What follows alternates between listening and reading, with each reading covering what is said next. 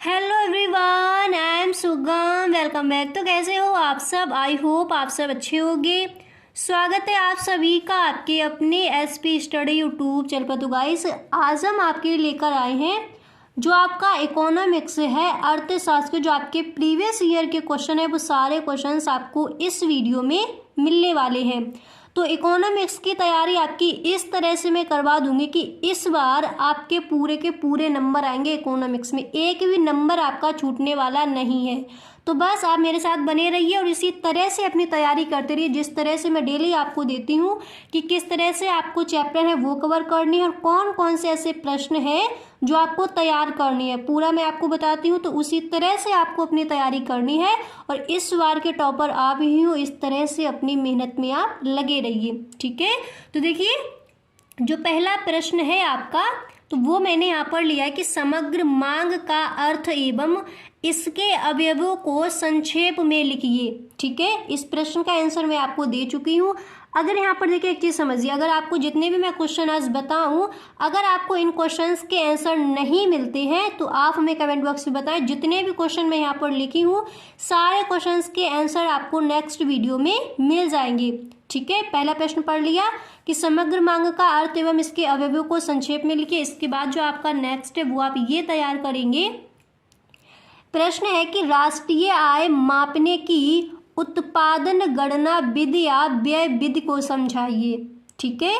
राष्ट्रीय आय मापने की उत्पादन गणना विधि या व्यय विधि को समझाइए, इसको तैयार कीजिए। और इसके बाद देखिए अगला प्रश्न आपका यहाँ पर है कि अनादिमान वक्रों की सहायता से उपभोक्ता के संतुलन की व्याख्या कीजिए, ठीक है। ये प्रश्न बहुत ही इंपॉर्टेंट है, इसको आप एकदम अच्छे से तैयार कर लीजिए। अनादिमान वक्रों की सहायता से उपभोक्ता के संतुलन की व्याख्या कीजिए, ठीक है। इसके बाद नेक्स्ट प्रश्न कि विदेशी विनिमय दर पर एक संक्षिप्त टिप्पणी लिखिए, इसको आप तैयार कर लीजिए। इस बार के बोर्ड एग्जाम में ये प्रश्न भी आपका पूछा जा सकता है कि विदेशी विनिमय दर पर संक्षिप्त टिप्पणी लिखिए, ठीक है।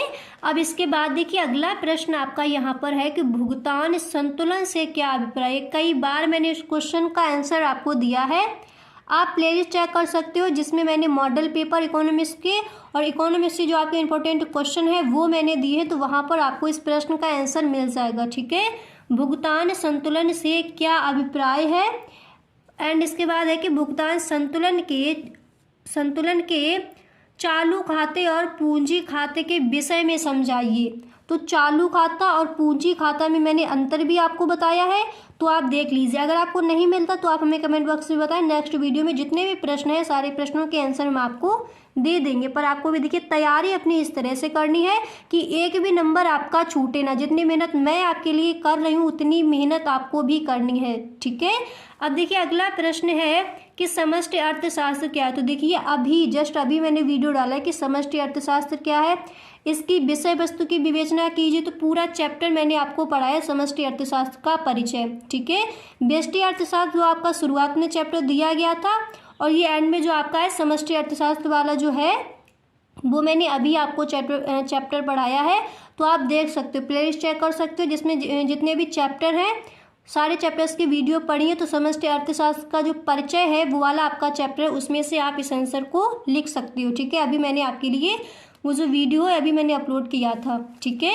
अब यहाँ पर अगला प्रश्न देखिए, ये तैयार करना है कि उपभोग प्रवृत्ति से क्या आशय है। सीमांत उपभोग प्रवृत्ति तथा औसत उपभोग प्रवृत्ति को स्पष्ट कीजिए। ये भी मैं आपको बता चुकी हूँ, आपको पता है सीमांत उपभोग प्रवृत्ति और औसत उपभोग प्रवृत्ति को स्पष्ट कीजिए, ओके। इसको भी आप देख लीजिए, ठीक है। अब इसके बाद जो अगला प्रश्न है वो आपको ये तैयार करना है। देखिए जो आपका इकोनॉमिक्स से मैथमेटिक्स दिया होता है पीछे, उसमें से आपके क्वेश्चन आस्क नहीं किए जाते, ठीक है। तो उससे आपको डरने की ज़रूरत नहीं है, जितना मैं आपको बता दूँ इसको कवर कीजिए। पेपर आपका बहुत अच्छा होगा, पूरे के पूरे नंबर आपके आएंगे, ठीक है।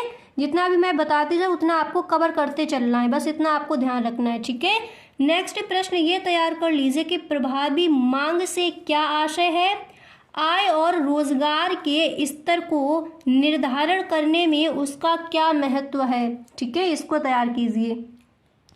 अब इसके बाद आपका अगला प्रश्न है कि उत्पादन फलन। कई बार मैंने इस क्वेश्चन का आंसर आपको बताया है, पता भी है आपको। जितने भी इंपॉर्टेंट क्वेश्चन मैं बताती हूँ, हर जो वीडियो है आपके, हर वीडियो में ये प्रश्न आपको मिलता है कि उत्पादन फलन से आप क्या समझते हैं, इसकी मुख्य मान्यताएं एवं विशेषताएं बताइए। ठीक है, तो ये प्रश्न आप, इस प्रश्न का आंसर आप देख सकती हो। ओके, अब इसके बाद नेक्स्ट है कि साख सृजन प्रक्रिया क्या होती है। व्यावसायिक बैंक अर्थव्यवस्था में किस प्रकार साख सृजन करते हैं, विस्तार से समझाइए। ओके, इस प्रश्न को भी आपको इस बार के बोर्ड एग्जाम के लिए तैयार करना है। दोबारा से देख लीजिए, प्रश्न को दोबारा से पढ़ लीजिए। प्रश्न क्या है कि साख सृजन प्रक्रिया क्या होती है, व्यावसायिक बैंक अर्थव्यवस्था में किस प्रकार साख सृजन करते हैं, विस्तार से समझाइए। ठीक है, अब इसके बाद जो आपका अगला प्रश्न है, वो प्रश्न आपका यहाँ पर दिया गया है।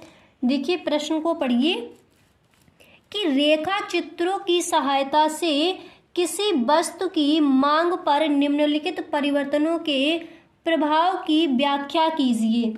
ठीक है, प्रश्न आपका क्या दिया गया है, पढ़िए प्रश्न को पूरा कि रेखा चित्रों की सहायता से किसी वस्तु की मांग पर निम्नलिखित परिवर्तनों के प्रभाव की व्याख्या कीजिए। तो पूरक वस्तुओं की कीमत में वृद्धि और प्रतिस्थापन वस्तु की कीमत में वृद्धि, ये आपको विस्तार में इसकी व्याख्या करनी है। ठीक है, अब इसके बाद देखिए जो अगला प्रश्न है वो मैंने यहाँ पर लिया है। नेक्स्ट प्रश्न आपका यहाँ पर दिया गया है कि वस्तु की मांग को प्रभावित करने वाले प्रमुख कारणों का वर्णन कीजिए। कारक यानी कारक, बात एक ही है यहाँ पर। ठीक है, वस्तु की मांग को प्रभावित करने वाले प्रमुख कारक का वर्णन कीजिए। तो ये प्रश्न भी मैंने आपको बताया है। ठीक है, जिन बच्चों ने सारी क्लासेस ली हैं तो उनको पता है, इन प्रश्नों के आंसर मैं आपको दे चुकी हूँ।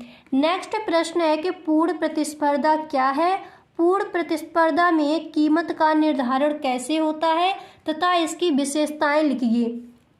ओके, इस प्रश्न को आप तैयार कर लीजिए। ठीक है, इसके बाद जो आपका अगला प्रश्न है वो प्रश्न आपका है, प्रश्न को पढ़िए। प्रश्न आपका दिया गया है कि अर्थव्यवस्था की केंद्रीय समस्या को विस्तार में समझाइए। तो इस प्रश्न का भी आंसर मैं आपको दे चुकी हूँ। तो देखिए जितने भी आपके प्रीवियस ईयर क्वेश्चन हैं, इकोनॉमिक्स के जो आपके प्रीवियस ईयर क्वेश्चन है वो मैं इस वीडियो में आपके लिए लेकर आई हूँ। तो प्रश्न दोबारा से पढ़ लीजिए कि अर्थव्यवस्था की केंद्रीय समस्या को विस्तार में समझाइए। तो इस प्रश्न को भी आपको तैयार कर लेना है इस बार के बोर्ड एग्जाम के लिए। अब सारे प्रश्न आप देख सकते हो, इस तरह से हैं ये आपके प्रश्न। तो इन प्रश्नों को आपको तैयार करना है। प्रीवियस ईयर क्वेश्चन थे वो आज मैं आपके लिए लेकर आई थी। ठीक है, तो देखिए जिस तरह से मैं आपकी पूरी तैयारी करवा रही हूँ उसी तरह से आप भी अपनी मेहनत कीजिए और इस बार के बोर्ड एग्जाम में पूरी कोशिश अपनी कीजिए कि इस बार के टॉपर आप ही हों। हर सब्जेक्ट की तैयारी आप अपनी इस तरह से कीजिए। तो अगर आपको वीडियो पसंद आया है तो वीडियो को आप एक लाइक ज़रूर कर दें। और मैं हर वीडियो में आपको बोलती हूँ अगर वीडियो अच्छा लगा करे तो अपने दोस्तों में शेयर ज़रूर किया करें। तो अगर देखिए आप बेटा आपको ये वीडियो अच्छा लगा है तो इस वीडियो को आप अपने सभी दोस्तों में, प्लीज़ सभी दोस्तों में इस वीडियो को आप शेयर कर दें। ठीक है, थैंक यू।